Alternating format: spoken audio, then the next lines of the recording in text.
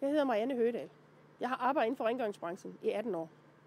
Jeg er fællestillidsrepræsentant for 370 medarbejdere i en kommunal rengøringsenhed i Odense Kommune. Jeg arbejder stadigvæk 2 dage om ugen på en folkeskole.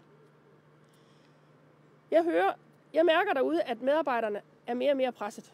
Tempoet er skruet op, og vores arbejdsvilkår er blevet forringet i de senere år. Vi har et enormt højt sygefravær, og mange kæmper sig afsted på arbejde, selvom de er syge, fordi de er bange for at blive fyret. Mange er rigtig bange for at blive fyret, fordi de er bange for at ryge ud af dagpengesystemet, og de har ingen uddannelse. Hvor går man så hen og får et arbejde?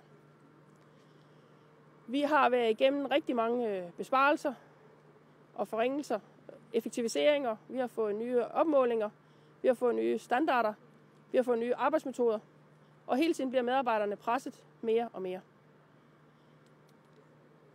Vi har også rigtig mange stillinger, der er blevet beskåret, så mange efterhånden kun har det, der svarer til deltidsstillinger, 20-25 timer.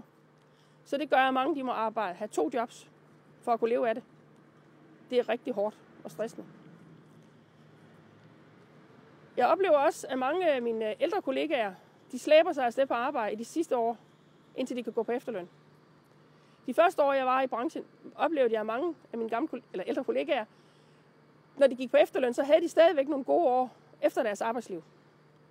Det tror jeg ikke, vi andre vi får, når vi skal arbejde helt, til vi er 65-70 år.